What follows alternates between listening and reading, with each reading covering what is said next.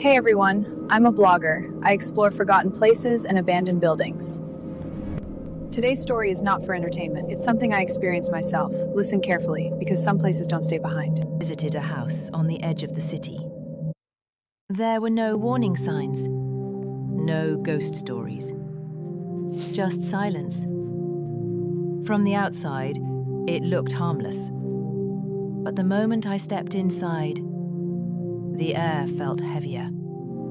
Every step echoed, even when I stopped moving. The house reacted, like it was listening.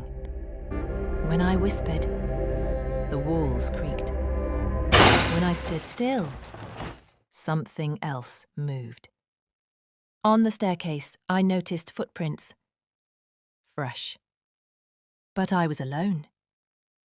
Then I heard breathing. Slow. Close.